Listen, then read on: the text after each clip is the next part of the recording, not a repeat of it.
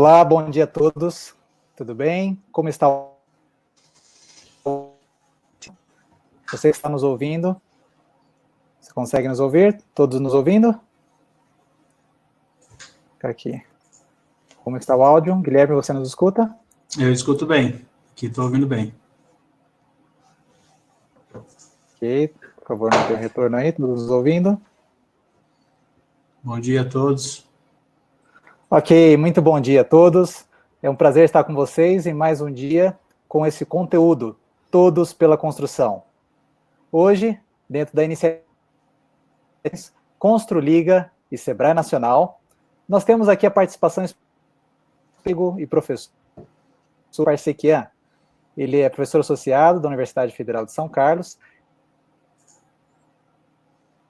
Desta norma, a nova norma de alvenaria estrutural, a NBR 16868, que foi um grande avanço, por muitos anos nós lutamos, né, Guilherme, para que isso chegasse nesse nível de maturidade, foi muito bom.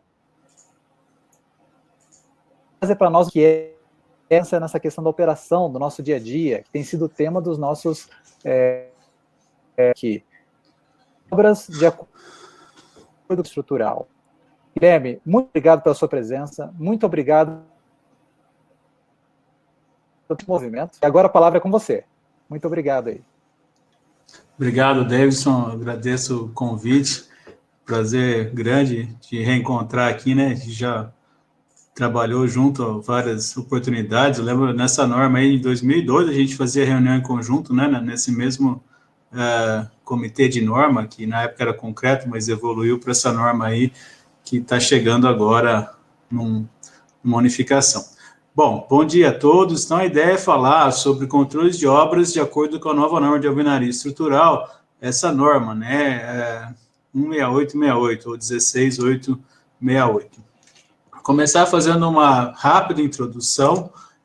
Então, a gente tinha bastante tempo já, como o Davidson comentou, essa intenção de unificar as normas brasileiras, né? O Brasil era o único país que tinha norma para bloco cerâmico, norma para bloco de concreto. Então, a gente conseguiu isso nesse comitê, e não só a unificação dos tipos de alvenaria, né, concreto e cerâmico, atualmente, mas também a gente conseguiu unificar os conteúdos, tudo numa norma só. Então, vocês podem ver que a norma toda está reunida num único número, né? Essa norma 16868, ela tem 5 partes. A parte 1 é projeto, a parte 2 é execução e controle de obras, a parte 3 é métodos de ensaio. Isso começou a ser discutido em 2016, né, numa primeira reunião que foi feita aqui em São Carlos, aqui na Universidade Federal de São Carlos, e houveram várias reuniões em vários locais, na Unicamp, na USP, fora, para a gente chegar nesses textos. Ao longo do caminho, as coisas foram aprimoradas e foi incorporada a parte de ensaios. Então, esse trabalho todo durou aí cerca de 2 anos, foi entregue à BNT em fevereiro, março de 2018, e só agora entrou em consulta pública, mas a consulta pública está encerrada, ela encerrou agora em abril, e nós vamos ter a próxima reunião desse comitê de norma, dia 19 de maio, que já é reunião para avaliação da consulta. Então, provavelmente, quando a norma vai ser aprovada em definitivo e, na sequência, entrar em vigor. Além dessas partes que já estão finalizadas, essa norma contempla também, né, um projeto de se criar uma parte 4, situação de incêndio, e uma parte 5, projeto para ações sísmicas, né? Então, a parte de incêndio está sendo discutida, acho que vai ter ainda um bom trabalho pela frente, mas ela está sendo trabalhada, né? Já tivemos aí mais 4 discussões, a gente fez um workshop na Unicamp para tratar disso, né? Isso daí está sendo trabalhado. Então, esse é o projeto de norma com essas 5 partes. Do nosso curso, a intenção é falar sobre controle, né? O controle de obra, assim, uma parte básica aí do controle. Fazer uma breve introdução, então, breves comentários sobre a parte 3, que são métodos de ensaio. Então, em métodos de ensaio, lá estão descritos os procedimentos para alguns ensaios, né? Então, tem ensaios de prisma, esse é o prisma, ensaio de parede a flexo-compressão, ensaio de cisalhamento, ensaio de pequena parede, ensaio de tração na flexão. Então, lá os procedimentos de como proceder com o ensaio e como calcular o resultado do ensaio, né, valor característico, etc. Nós utilizamos no dia a dia prisma, né, que é o dia a dia base, e também no dia a dia flexo-compressão. Os outros ensaios é mais para novos materiais, novos tipos de bloco, uma caracterização especial. Dia a dia da obra você vai fazer esses dois. Essa parte 3 trata ainda de uma novidade, que é um procedimento para extração de testemunhos de corpos de prova extraídos de paredes prontas, né, de edifícios já executados, que é para eventualmente tirar aí uma contraprova de um edifício que está em dúvida se aquela alvenaria tem resistência ou não. Então, ela traz esse procedimento, mas não é tópico aqui do nosso curso. Ela traz como calcular valor característico. Então, o valor característico é o que está aí na tela agora. O valor característico, a nossa amostra usualmente é pequena, ela tem menos do que 20 exemplares, então a gente calcula por essa formulação, né? Até 20 a gente usa essa formulação, que é um amostrador espanhol, né? Um espanhol que deduziu, isso tem outras normas, e é o procedimento que a gente vai adotar. O que eu queria destacar aqui são duas coisas. Primeiro, você pode ver aí que é possível calcular valor característico a partir do mínimo de 3 exemplares, né? A gente está acostumado a fazer 6 prismas, mínimo 6, essa norma permite o mínimo de 3, né? Com um certo critério. Vai perceber aí claramente quando você usa 3 exemplares e não 6, até o exemplo que eu vou fazer na sequência, a forma de calcular muda, né? Então, a gente, em 3, o valor que estava aqui era 0,8, em 6, o valor mínimo é 0,89 do menor valor. Então, você vai ser um pouco mais rigoroso quando você usa o cálculo a partir de 3 exemplares, né? Você vê aqui o 0,8 e o 0,89. E, além disso, a norma tira aquele limite de que o valor característico não podia ser maior do que 0,85 valor médio. Isso tem um histórico do porquê que existia, acho que não vem o caso aqui agora, mas o fato é que o valor característico vai ser, se você tiver 3, 4 ou 5 elementos, vai ser esse φ, que está colocado aqui na tabela, ali à direita, vezes o menor valor. Se tiver 6 ou mais exemplares, né, vai ser ou o φ vezes o menor valor, ou essa formulação que está ali bem na parte central em cima. 2 vezes o menor valor, mais o segundo valor, até o valor I menos 1. Tá? Você vai admitir como característico o maior dos dois. Não tem mais o limite da 0,85 da média. Então, vou fazer aqui um rápido exemplo. Então, vamos supor que a gente tivesse, teoricamente, feito aí ensaios com 3 corpos de prova de prisma, e o resultado foi 6,1, 6,4 e 6,8 MPa. Qual seria o valor característico se eu tenho 3 exemplares? Ou um outro amostra deu resultado muito parecido, 6,1, 6,4, 6,8, e repetindo, né, os mesmos resultados, como se fossem 6 exemplares. Vamos ver qual que é a diferença aqui no cálculo do valor característico. Então, se eu tenho 3 exemplares, eu vou ter que calcular diretamente por essa expressão. Vai ser o φ, n igual a 3, φ igual a 0,8, vezes o menor resultado. Nosso menor resultado, o F1, no caso, é o 6,1 MPa. Portanto, direto, o FPK vai ser 0,8 vezes o menor, 6,1. O FPK dessa amostra é 4,9 MPa, quando eu tenho 3 exemplares. Então, guarda esse número, 4,9 MPa. Se eu tivesse agora 6, então eu tenho 6 exemplares com resultado muito semelhante.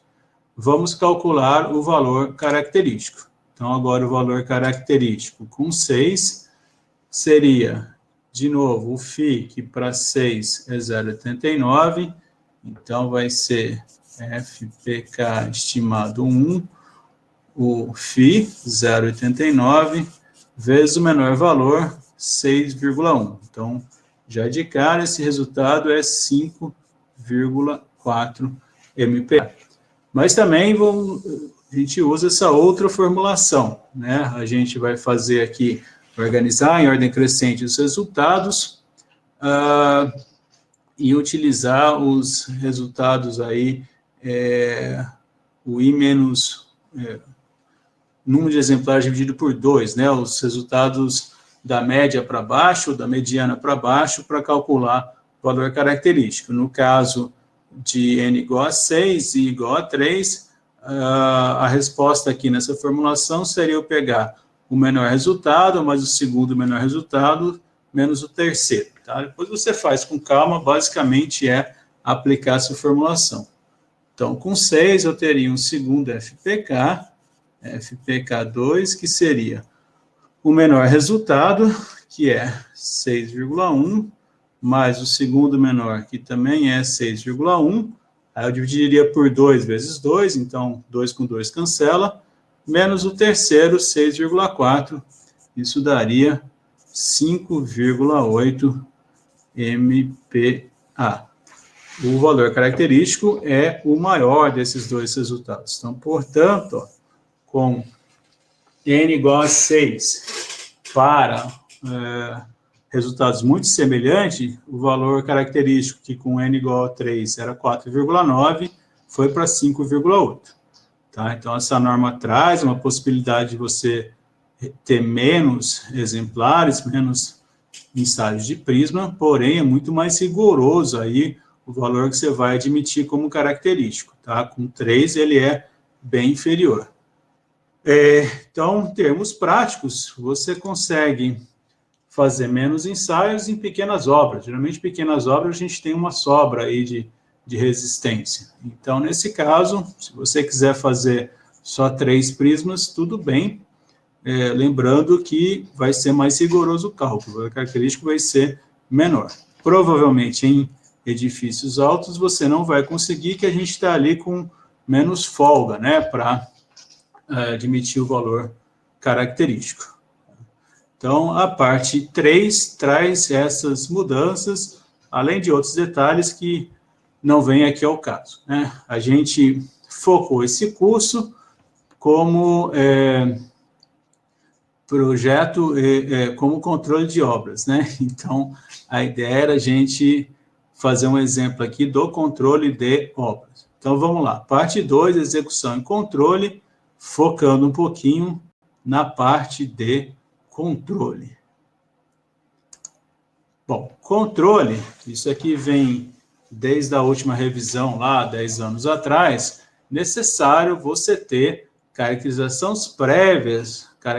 prévia dos materiais a serem utilizados na alvenaria. Então, antes de começar a obra, você precisa ter, para os materiais que você vai utilizar nessa obra, para todas as resistências de bloco, todos os tipos de bloco, todas as resistências de argamassa e grout, todos os prismas, oco e eventualmente cheio, você precisa ter um resultado, um relatório de ensaio com esses materiais, para você saber, ter certeza que vai atingir o valor especificado em projeto, tá? Então, antes de fazer a obra, você tem que ter todos os prisma, bloco, grout, argamassa ensaiados e comparados com o que foi especificado no projeto, para você ter certeza que eles vão ser atingidos. Isso pode ser utilizado um valor que já exista, né? O fabricante tem por hábito fazer relatórios de prisma, ou pelo menos do bloco, e esses relatórios não são antigos, são novos, têm menos de um ano. Então, você pode aproveitar esse ensaio que já foi feito como caracterização prévia.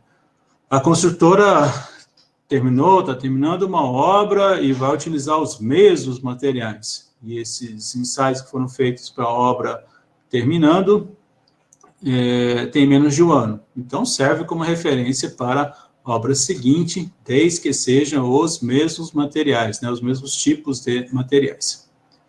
Aqui em amarelo tem uma observação importante.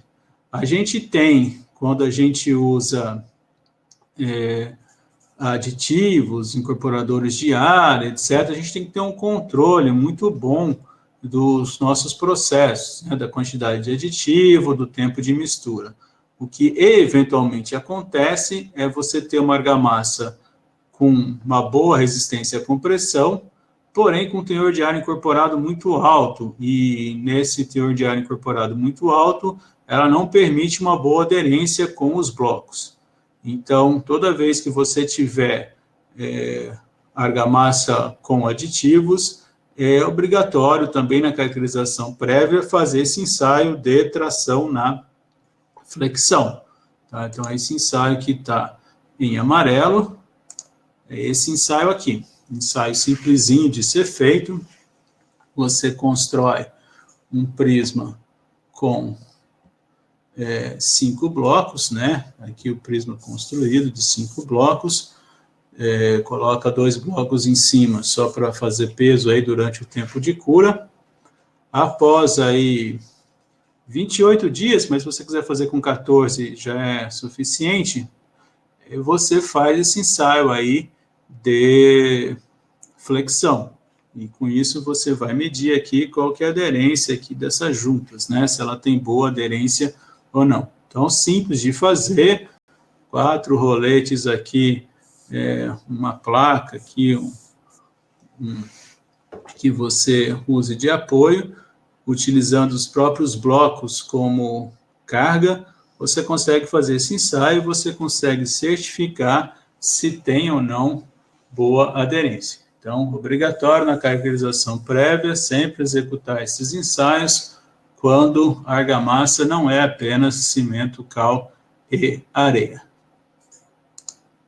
Então, caracterização prévia seria isso, né? Você vai fazer pelo menos 6 prismas, tá? Pelo menos 6 grautes para cada resistência e pelo menos 6 argamassa. E você vai fazer a quantidade de blocos de acordo com a amostra mínima da norma específica aí para o tipo de bloco.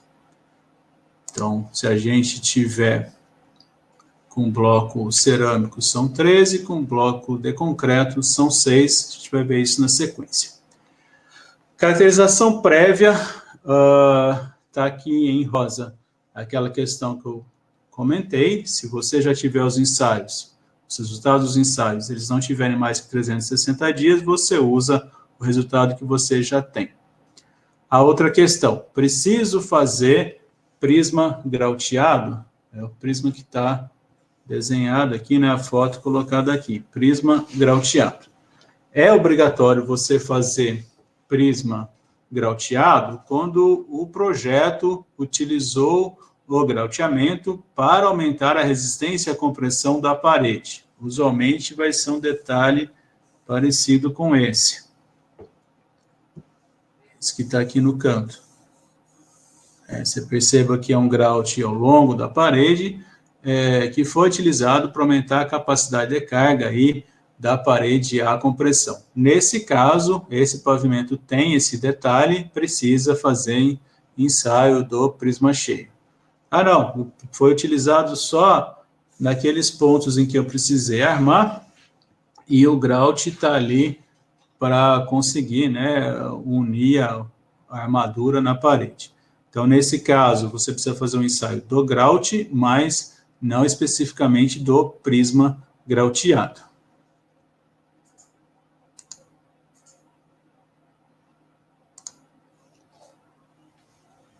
Controle de blocos ou tijolos. Lembrando que essa norma nova traz aí especificações para alvenaria estrutural com tijolos. Então, que controle a gente precisa fazer para recebimento dos blocos em obra? Isso daqui foi um grande avanço dessa nova norma. A gente não tinha isso claro nos nossos procedimentos aí de obra. A gente tinha uma norma, ou algumas normas, a norma 6136 para blocos de concreto, a 15270 para blocos cerâmicos, porém não era claro qual que era o controle que eu tinha que fazer para receber os blocos em obra. Os fabricantes entendiam que essa norma, por exemplo, 6136, era para o controle dos blocos em fábrica, para controle lá da fábrica. A obra, às vezes, entendia que essas normas eram também aplicáveis à obra. Isso era uma confusão, na realidade não estava claro. Então, isso agora está claro. Essa norma, a 16868, parte 2, traz especificações claras para controle e recebimento de blocos ou tijolos em obra. Então, é isso que a gente comenta agora. Primeiro ponto, eventualmente, é possível dispensar o recebimento, os ensaios de bloco na obra, dentro das seguintes condições. Primeiro, a sua obra, o seu fabricante, precisa ter um controle certificado, né, por um certificador que seja acreditado pelo Inmetro. O FBK dessa obra, ou desse pavimento, pode ser, no máximo, 14 MPa.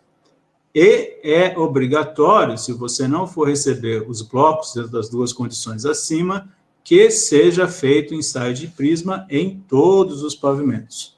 Tá? Eventualmente, a gente vai poder fazer a cada 2 pavimentos pela essa nova norma. Se você não recebeu o bloco, você volta a ser obrigado a ter prisma em todos os pavimentos. Então, eventualmente, alguém pode utilizar esse recurso, né? Essas são as condições para não ensaiar o bloco em obra. Você vai ensaiar o bloco em obra, tem uma outra novidade. A outra novidade é, para a obra, interessa precisão dimensional, interessa resistência à compressão. Outras propriedades dos blocos, absorção, área líquida, são importantes, né, como uma definição de propriedades. Porém, para o controle de obra, para a verificação aí, durante a execução, elas não são obrigatórias, são opcionais. Então, o controle de obra pede apenas ensaios de resistência à compressão e de precisão dimensional. Você não precisa fazer absorção nem área líquida no controle de obra. Tá? Então, essa é outra novidade, um outro detalhe. Bom, precisei fazer o ensaio de recebimento dos blocos em obra. Tá? Então, estão definidos aqui agora critérios claros para definição do lote. Quando foi definido isso daqui, o comitê pensou, isso foi uma grande discussão, né, e sempre de uma forma bem positiva, tentando chegar em algo razoável e adequado, e que fosse coerente com vários aspectos, levou em conta alguns pontos. Primeiro, a gente vai ter como referência para a definição do lote a área construída em planta. Então, a gente não está fazendo referência à área em elevação. A área de planta, simples de ser de ser trabalhada, né? Então, tudo aqui, o lote é área em planta. Depois, a discussão levou ao seguinte ponto: é diferente a gente receber blocos para um predinho de 4 pavimentos ou para um prédio de 10 andares ou mais. Então, o tamanho do lote ficou definido em função também de quantos andares existem acima do pavimento sendo controlado. Então, um prédio baixo, a gente vai ter de 0 a 4, né? Até 5 pavimentos, um prédio de 5 pavimentos, lá no primeiro andar você tem 4 andares acima. Então, o seu lote são 1.800 metros quadrados em planta. O prédio é um pouco maior, prédio até 10 andares. Então, o seu lote é maior, 1.200. Prédio maior ainda, 11, 12, 20 andares. Então, o seu lote máximo são 600 metros quadrados em planta. Basicamente, aí, né, como referência, talvez um lote aí a cada 2 pavimentos. Então, percebam que muda em função do número de andares que estão sendo construídos. E é claro que vale para o mesmo FBK. Você mudou a resistência do bloco, você zero o lote começa a partir do zero. É claro também que aquelas situações de obra, de repente mudou o fornecedor do bloco.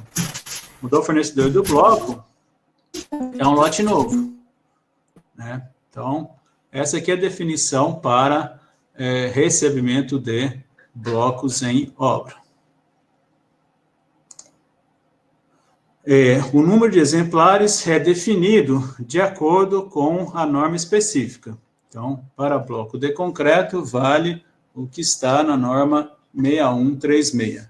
Para bloco cerâmico, vale o que está na norma 15270. Porém, existe aqui algumas considerações. Considerações entre o que é lote de fábrica, o que é lote de obra. Tá? Então, eventualmente, o lote de obra pode ter mais um lote de fábrica. Tá? Então, vale o que está aí no item B.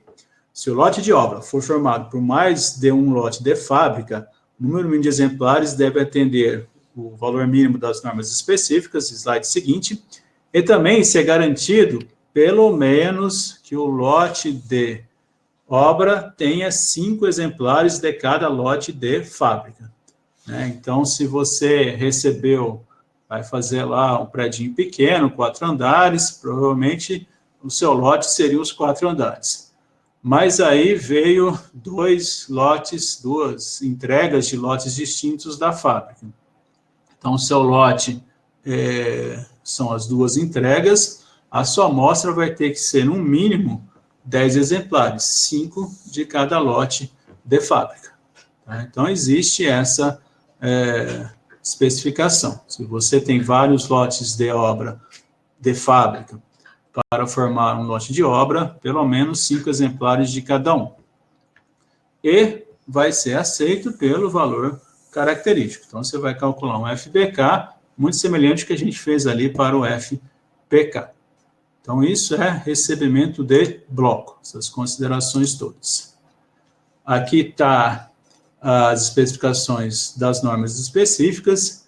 Então, se for bloco de concreto, um lote que tem até 5.000 blocos, a amostra de obra é 6 exemplares. Tá? Se você ler a norma, aqui vai estar escrito 9. Tá? Mas por que é 6? Porque 3 que estão lá na norma são para fazer ensaio de absorção, que não é obrigatório para a obra. Então, é sempre o número que está lá, menos os 3 de absorção, que não é obrigatório para a obra. Se o seu lote for entre 5 e 10 mil, o que está na 6136 são 11, tira os 3 de absorção, fica 8.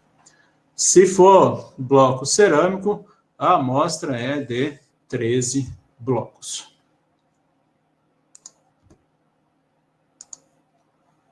Argamassa e grout. Né? Argamassa e grout, o lote é definido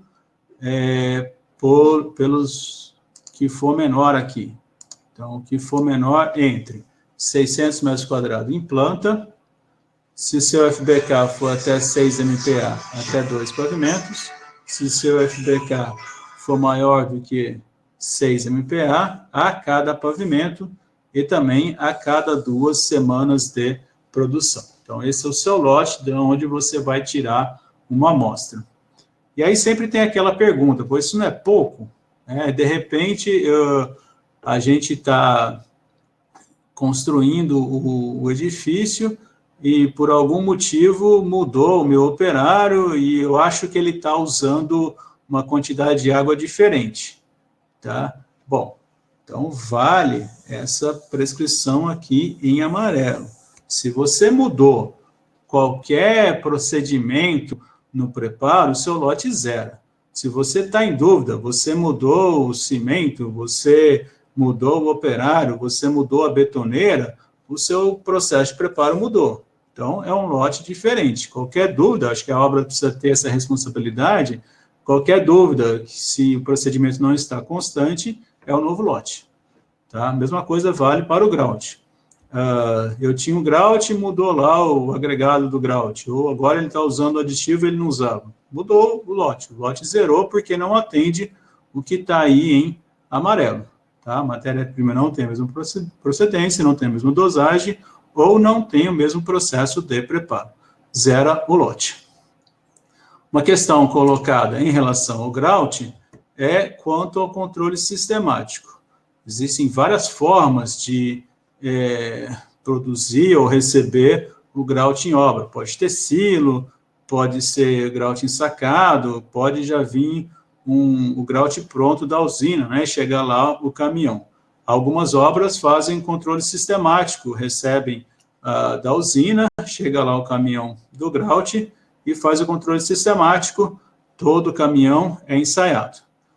Isso não está na norma hoje, mas provavelmente nessa reunião agora da análise dos votos, uma observação que, se você quiser seguir controle sistemático do grout, de acordo com a norma 12655, que é a mesma de controle de concreto, você pode, desde que o lote e as prescrições sejam mais rigorosas do que está escrito aqui nessa norma.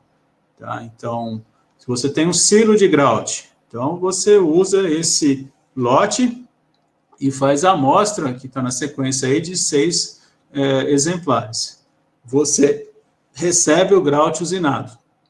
Então, se você quiser fazer o controle sistemático, ok. Tá? Então, existe essa nuance. Argamassa e grout, está aqui a definição do lote. Tá? Esses limites para você definir o seu lote máximo para controle de argamassa e grout. Claro que tem que ser a mesma argamassa, mesmo grout.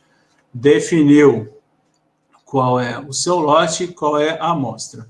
A amostra, tanto de grout quanto de argamassa, é de 6 exemplares. Tá? Então, é uma amostragem parcial. Grout também, 6 exemplares, a não ser nessa ressalva aí colocada de você querer fazer controle sistemático, que seria mais rigoroso que isso, mas a base seria 6 exemplares.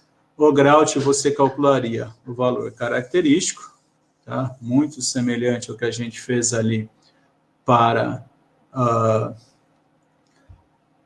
o valor característico do prisma, né? E depende de como é que é produzido, talvez aqueles números FI sejam um pouquinho diferentes, um pouco melhores, se o processo de produção for melhor, mas valor característico. E a argamassa, a aceitação, a argamassa é o único material que a gente controla pela média, e aí vem da especificação da norma de argamassa. O critério é que a resistência tem que ser o valor médio maior que especificado em projeto, e uma variação não superior a 20%, um coeficiente de variação não superior a 20%. E aí sempre vem aquela pergunta, mas a argamassa era 4, deu 10, eu tenho que derrubar a minha alvenaria, destruir? olha, não vai ter problema, provavelmente, de resistência à compressão. Você pode ter algum problema de potencial de fissura, da argamassa ser muito rígida. Então, no caso do valor médio ser 1,5 vezes superior ao valor especificado em projeto, está muito acima do valor em projeto, a recomendação é você monitorar essa obra e ver se não está aparecendo fissura. Não está mandando você derrubar, mas está mandando você ficar ali esperto, né, observar se não vai ter alguma patologia pelo fato dela ser muito acima do valor especificado. Vamos em frente. Rápido exemplo, caracterização prévia de um edifício de 6 andares em blocos cerâmicos, onde eu tenho 2 tipos de bloco, um para o primeiro e segundo com 8 MPa, um para o terceiro e sexto com 6 MPa, uso a mesma argamassa, uso o mesmo grout para todos os pavimentos. Então, como é que vai ser a caracterização prévia aqui? Bloco cerâmico, minha amostra mínima são 13 blocos, então seria 13 blocos na caracterização prévia, tanto para 6 MPa, quanto para 8 MPa. Um pouco ruim de escrever aqui na tela, mas vamos chegar lá. A argamassa é um tipo só, grout é um tipo só. Então, são 6 corpos de prova de argamassa e 6 de grout. Então, é um tipo só. E o prisma seria essas combinações. 6 prismas oco, prisma oco, tanto para o bloco de 6 com argamassa que foi especificada também de 6 e o bloco de 8 com argamassa de 6. Mesma coisa seria para o prisma cheio, né, mais 6 com cada tipo de bloco mais o grout, se essa obra usou o recurso de grautear as paredes para aumento da resistência à compressão. Se usou, tem que fazer. Se não usou, não tem que fazer. Essa seria a nossa caracterização prévia para este exemplo. Finalmente, prisma. Qual que é o controle de prisma? Então, lembrando que o ensaio de prisma sempre é feito com argamassa sobre toda a face do bloco, e, eventualmente, a argamassa dispõe a argamassa só sobre as faces laterais. O prisma é sempre sobre toda a face do bloco. Prisma é padrão, em cima, esse tipo A aí, sobre toda a face do bloco, todo ensaio de prisma é feito assim. O prisma pode ser oco, pode ser cheio, tem aí um slide mostrando isso. Vamos lá.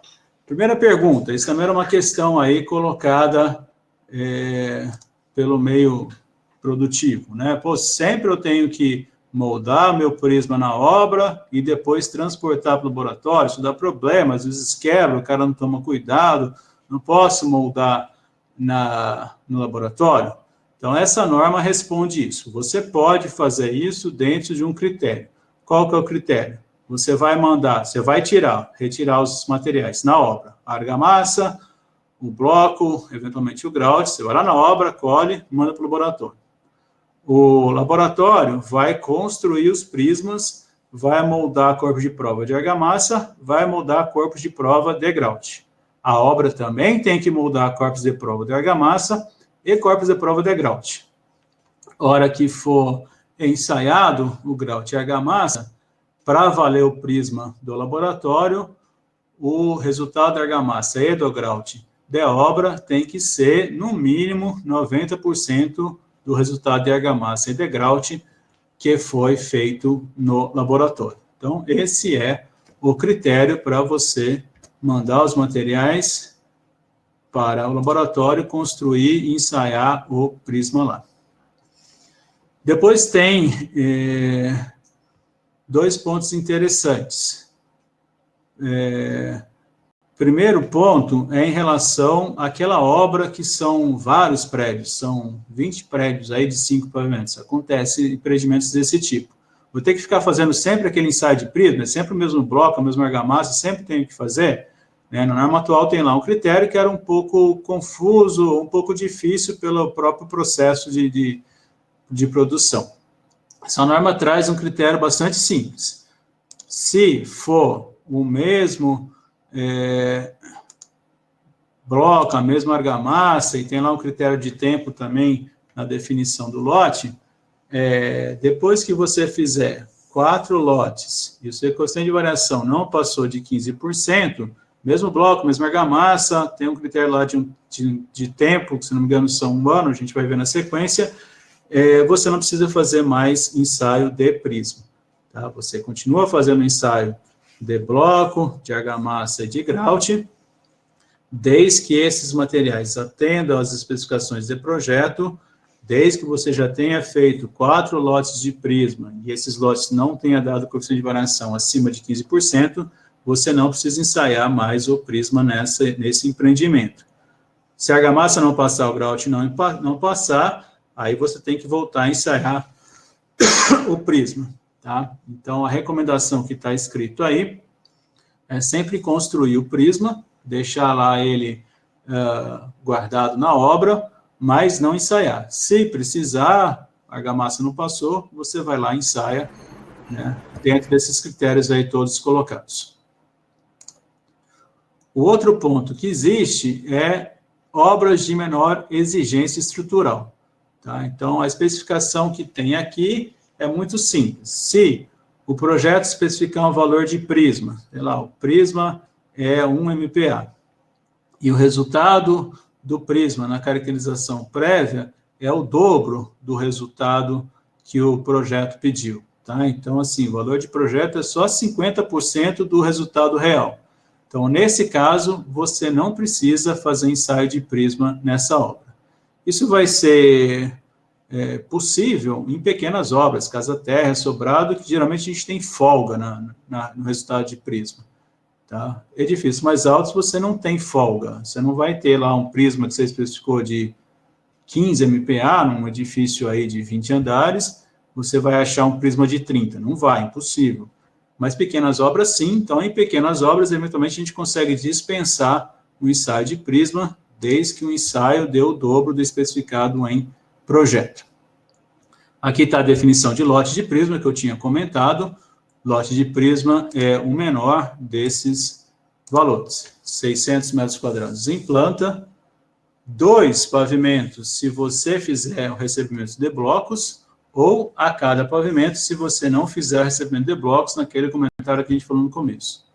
Sempre mesmo bloco, mesma combinação de materiais. Aqui o tempo que eu tinha falado era realmente 1 ano de produção, e de novo, mesmo procedimento, mesmos materiais. Mudei minha equipe, mudei a argamassa, alguma coisa aconteceu, o seu lote 0, começa tudo de novo.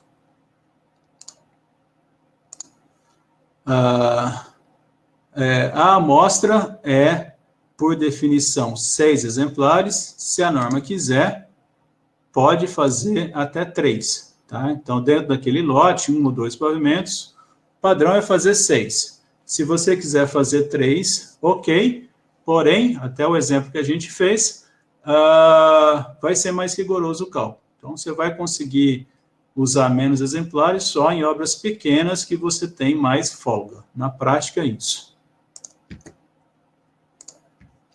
Você vai aceitar, sempre que você tiver o ensaio de prisma, pelo valor característico do prisma. Naquelas obras em que não precisou mais ser feito o resultado, o ensaio de prisma, né, seja porque tem pouca exigência estrutural, seja porque é um conjunto de vários prédios e você já fez 4 lotes com menos de 15% de variação, aí o critério é receber o bloco, a argamassa e o grout. No caso de não atender, isso aqui vale para qualquer estrutura, você revisa o projeto, você faz contraprova, você faz reforço, etc. Mas o critério para aceitar em relação à resistência está descrito aí. Tá? Então é isso, eu não vou fazer esse exemplo, eu vou deixar para vocês fazerem em casa, né? Brincando aqui com o professor, mas se a gente fosse fazer aquele mesmo controle agora do mesmo edifício, mas durante a obra. Tá? Então, se o pavimento tivesse 300 metros quadrados, tá? Teria que definir ali qual que era o lote para argamassa e para o grout, provavelmente aquelas 2 pavimentos com bloco até 6, a cada pavimento com bloco até 8, só voltar lá e ver os critérios. O lote para receber blocos, então, teria 2 pavimentos com bloco de 8, são 20 mil, blocos, primeiro e segundo pavimentos, bloco de 8, provavelmente um lote só, 13 exemplares. Do terceiro ao sexto, 40 mil, o lote da norma de bloco cerâmica, 35 mil o máximo, então seriam 2 lotes, esse seria o exemplo, vou deixar para vocês fazerem em casa, fazerem aí um exercício, e era isso que eu tinha para falar para vocês. Muito obrigado, eu acho que agora a gente passa para as perguntas, certo, Davidson? Sim, Guilherme, muito obrigado aí pela apresentação. Quero também aproveitar e parabenizar toda a equipe aí que trabalhou nessa revisão da norma, né? Foi maravilhoso o trabalho de vocês, a gente vê a qualidade das colocações, né? Também a forma orientativa que a norma está, sabe, Guilherme, eu acho que a grande característica que eu tenho visto nessa norma de alvenaria, é ela ser justamente como que um guia, ela fica bem melhor, deixa eu colocar aqui para a gente, assim fica mais fácil, né? A gente nota como essa norma, ela ficou didática, né? Ela serve realmente de um guia para o construtor, né? Nessa parte de controle e execução. Há muitas dúvidas relacionadas à execução, a gente nota também, mas muito mais dúvidas ainda quanto ao controle, né? Como é que eu posso ter esse controle de lote, como é que eu visualizo, né, caso eu tenha um problema, o que eu vou ter que recuperar, ou o que eu vou ter que dar atenção, né? O que você tem enxergado na visão dos, não sei se tem tido alguma experiência com os construtores, que tipo de dúvidas você vê assim que ainda eles têm uma forma de conhecer mais sobre isso? Qual que você tem visto que a gente pode esclarecer melhor, que precisa de mais esclarecimento? Em relação ao controle, Davidson, em relação ao controle, a gente procurou responder aí, até pela experiência nossa aí de participar em consultoria, alguma coisa, responder as questões colocadas, né? Então, algumas delas, aquela questão de conjuntos com vários edifícios, né? Um critério para você não ficar repetindo o ensaio de prisma. O que que está hoje, né? O que vai mudar daqui a pouquinho, era interessante ter uma base ali conceitual bem forte, foi estudado, porém era difícil pelo próprio tempo do processo. Então, isso foi alterado num outro critério bem mais simples. Os pontos colocados, né, de qual que é a definição do tamanho do lote de blocos, não estava claro, definição de fazer ou não prisma no laboratório, a definição do próprio cálculo do valor característico, são esses alguns pontos aí que foram alterados, tentando aí melhorar os nossos processos, né, baseado na experiência aí de todo esse setor aí, alvenaria estrutural. E a gente vê exatamente esses pontos, você que está nos ouvindo, você que é construtor, você que é projetista, essas questões da norma, elas podem sempre ser avançadas, né? Sempre importante a participação de todos os profissionais, para tornar as normas cada vez mais práticas, né, didáticas aí, que esse foi o grande enfoque. Agora, nessa linha, Guilherme, fala um pouquinho para a gente, você comentou, né, mas definição, por exemplo, no caso do prisma grauteado, quem é que define a necessidade ou não de ensaio exatamente, né? Quem está na obra, gerente de obra, projetista, como é que funciona isso na prática? Tá bom. Então, a resistência do grout e do prisma grauteado é importante por 2 fatores, né? Para você aumentar a resistência à compressão da parede, que geralmente é aquela situação que são vários grautes ao longo da parede. E aí o resultado do prisma é importante. A resistência do grout é importante também quando você tem alvenaria armada, né? A aderência ali da armadura com grout, do grout com o bloco, vai depender da resistência do bloco. Mas outras coisas, cheio de trabalho para fazer, todo dia esse computador. Que é um mau computador. A lógica você precisa fazer ensaio de prisma quando a alvenaria for dimensionada com grautes, né? Grautes para aumentar a resistência à compressão. Quem vai poder definir isso vai ser o projetista, né? Acho que o projetista tem que falar neste pavimento é necessário ensaio de prisma grauteado, porque lá naquela parede X4, eu, no meu dimensionamento, verifiquei a compressão considerando o grout. Então, entendo que é o projetista quem define isso. Se não está definido, então tem que fazer na dúvida, né? A não ser que seja muito claro que você tem só aqueles grouts de canto, mas a rigor, acho que a relação é o projetista ali dizer eu não considerei, eu considerei. Sim, sim.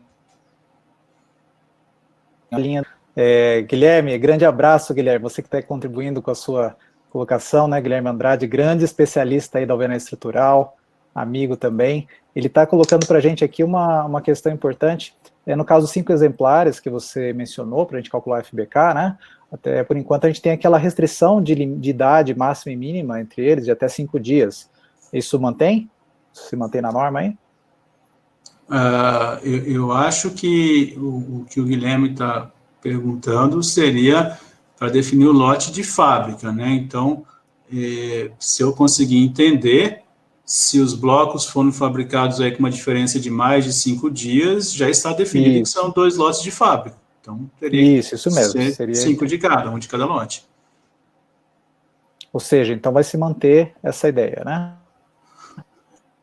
Na realidade, a gente não entrou, né, nessa dinâmica, né? Essa é uma dinâmica de fábrica. Então, isso está definido em 6136 exatamente. Como definir o lote de fábrica. Se são 2 lotes de fábrica, então pode ser um lote só de obra, porém com 5 exemplares de cada lote de fábrica. Então, um lote só com 10 blocos sendo ensaiados. Isso, excelente. Carlos está perguntando para nós aqui se é sempre necessário que os blocos tenham uma resistência à compressão dos blocos do mesmo pavimento. E como que se faz o controle desses blocos? É uma questão, assim, reincidente, né, Guilherme? Essa questão essa discussão das canaletas, como medir isso, como que a comissão entendeu isso? Como é que a gente está? O que você pode comentar para a gente? Isso está muito claro, que as canaletas têm que ter a mesma resistência do bloco. Acho que isso está escrito na norma até. Sim. Essa foi uma isso, Guilherme, você vê? Uma discussão grande, né? Mas se eu não me engano está escrito. Essa foi uma discussão que a gente teve lá quando fez aquele projeto da BCP, do Manual de Parâmetros para Projeto, e aí foi uma reunião grande, 10 projetistas do Brasil inteiro. Isso foi considerado e muito assertivo, sim, tem que ter a mesma resistência do bloco. Nisso a gente cai naquilo que você colocou muito bem, para recebimento, né, dos componentes, onde você vai priorizar o fabricante certificado. É o concreto, né, da canaleta, que é o mesmo concreto do bloco. Pela geometria não dá para a gente simplesmente, né, ir lá e ensaiá-los, né, os resultados pela geometria eles podem dar bem dissonantes, mas na verdade o processo de fabricação, né, o concreto, ele tem que ser exatamente o mesmo. Isso só se dá num processo que seja que tenha controle. Daí, sim. Prioriza, né, justamente os produtores que têm o controle. Sim. É a nossa linha. Eventualmente alguém pode fazer uma checagem disso, né? Sim. Tem que entender. E ainda dentro dessa questão dos ensaios, né? A gente moda o prisma na obra ou no laboratório? Você comentou isso, mas dúvida, né, que surge nessa linha. Então, foi definido um critério. Você pode mandar o laboratório, colhe, ou a obra manda para o laboratório os materiais que estavam na obra. Você molda argamassa e grout também no laboratório e na obra. E o argamassa e grout, a resistência tem que bater, né, com uma tolerância ali de 10%, ou seja, o que deu na obra tem que ser, no mínimo, 90% do que deu no laboratório. Sim. Isso que você garanta que é o mesmo grout, a mesma argamassa, tendo certeza que é o mesmo bloco, né, porque o bloco não tem como mudar. O argamassa e grout que vai ter ali um preparo que pode alterar alguma coisa. Exatamente. Sabe, Guilherme, tem muita gente que está acompanhando Todos pela Construção, vários empreendedores, né, construtores, como que você acha que esses pequenos construtores podem fazer bom uso, né, a seu favor, dessa norma que foi criada? O que a norma pensou nessas questões das pequenas construções de alvenaria estrutural, né? Tem vários recursos ali para... Isso foi muito pensado, essa questão, né, de, entre aspas, né, grau de folga. Não vou falar nem grau de importância, acho que seria inadequado, mas assim, a folga que você tem entre a resistência prevista e a resistência necessária. Então, pequenas obras, casa-terra, sobrados com blocos de resistência elevada, e geralmente um bloco com uma mínima qualidade tem uma resistência elevada para uma casa ou para um sobrado,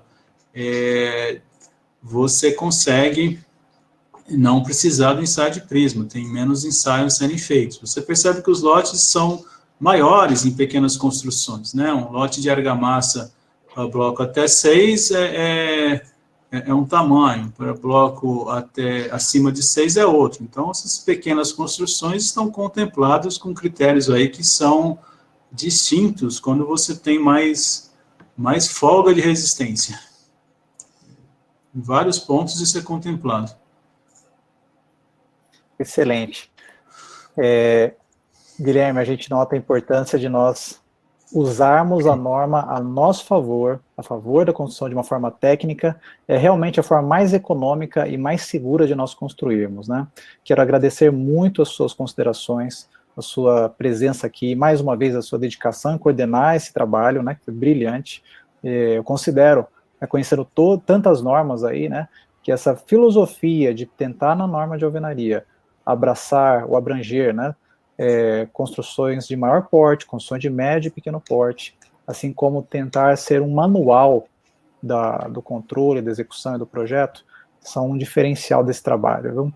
Parabéns aí a todos, quero agradecer mais uma vez você aqui conosco, né, a Universidade Federal de São Carlos também, através de você, quero agradecer também a todos que participaram. Você quer fazer as últimas palavras aí, as saudações finais?